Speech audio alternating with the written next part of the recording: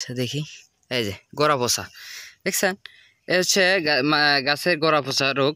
আসসালামু আলাইকুম, কৃষি খামারের নতুন আর একটা ভিডিওতে আপনাদের সবাইকে স্বাগতম। বরাবর চলে আসলাম নতুন আর একটা ভিডিও নিয়ে। আপনারা অবশ্যই জানেন যে আমাদের এখানে এখানে বলতে পুরা ইয়েতেই বৃষ্টি চলছে, টানা বৃষ্টি চলছে। তো আজকে সকালবেলায় হালকা একটু বৃষ্টি হয়েছে, আর এখন বর্তমানে বৃষ্টি নাই, সামান্য করে রোদ আছে, মেঘও আছে আকাশে। তো এখন আমার যে আসলে এই টানা বৃষ্টিতে আমার যে সমস্যাগুলো হয়েছে মরিচের, আমি দেখাই আপনাদের। কিছু কিছু মরিচ গাছ কড়া বের হয়ে গেছে, মানে হালে গেছে, মরে গেছে।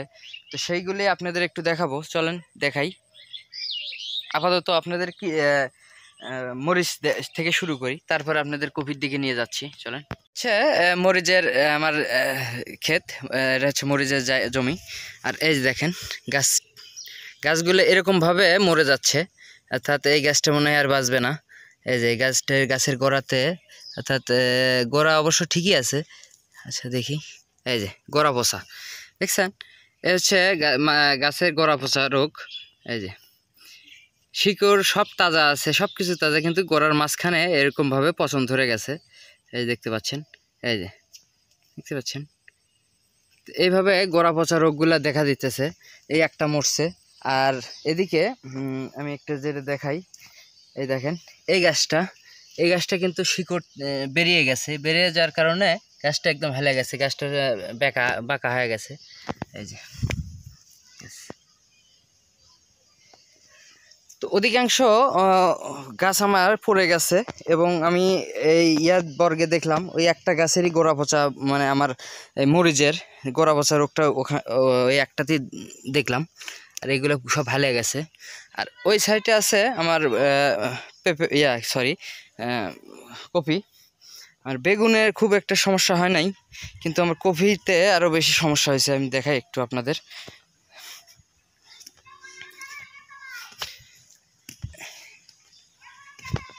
এই জায়গাটাতে আমি পুরা এই দেখেন, এদিকে মাশাল্লাহ কপির গাছগুলো সব তরতাজা এবং টসটসা দেখা যাচ্ছে, কিন্তু আমার এই পাশে দেখেন, এই যে গাছগুলো সব পাতাগুলো ছেড়ে দিছে।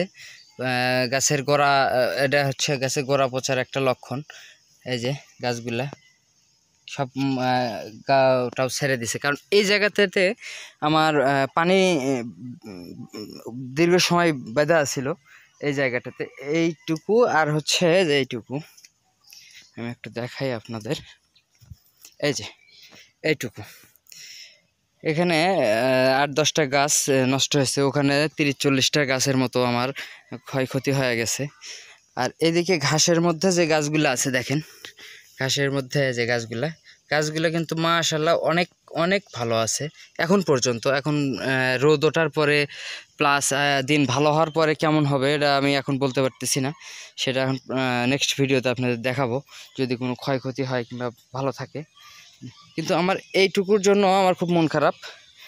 এখন মন খারাপ করেও লাভ নেই, আল্লাহ তাআলার একটা এই যে এই গাছগুলা আমার একদম শুয়ে পড়ে গেছে। আর এই সকালবেলা সব গাছগুলো এবং তরতাজা হয়ে গেছে, অর্থাৎ পাতাগুলো সরাং হয়ে আছে, কিন্তু এই গাছগুলা একদম শুয়ে পড়ে গেছে, এদের কোনো জোরই নেই। এরকম অবস্থায় পাতাগুলো একদম সাদা সাদা হয়ে গেছে, তার এগুলো বাঁচার সংখ্যা সম্ভাবনা খুবই কম।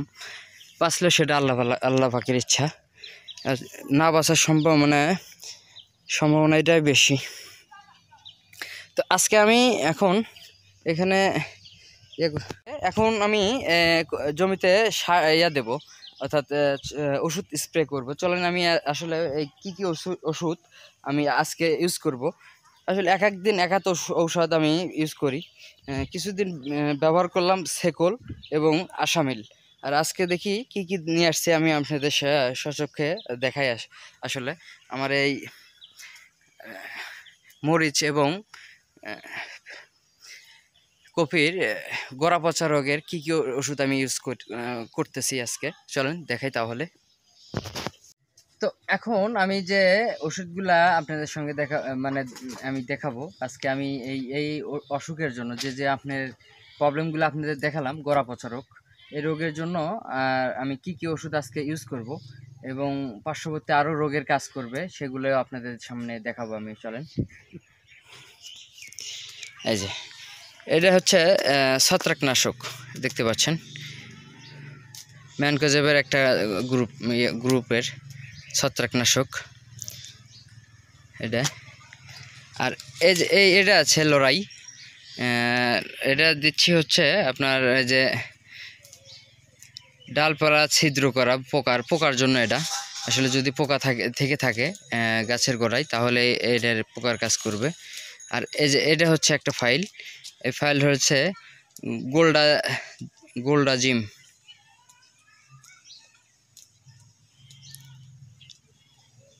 কার্বেন্ডাজিমের হচ্ছে একটা গ্রুপের, এটা হচ্ছে রোগের হচ্ছে। তো এইগুলা আমি এই সবগুলা ওষুধ একত্রে করে 3 ঢোপ বানাবো। আমার একটা 20 লিটারের একটা ঢোপ আছে, সেগুলো আমি 3 ঢোপে 3 ঢোপ বানাবো। আসলে আমার এখানে লাগে আড়াইটা ঢোপ লাগে আমার এই জমিতে। এর আগে গত যেগুলো ঢোপ দিছি তার সেগুলোর অনুপাতে।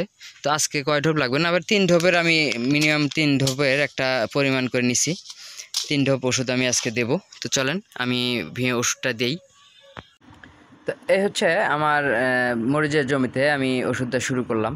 তো আমার পিঠে যে ঢোপটা দেখতে পাচ্ছেন এখন, ওই ঢোপটা হচ্ছে 20 লিটারের একটা ঢোপ। আমি 3 ঢোপ ওষুধ দেব আমার এই পুরো জমিতে।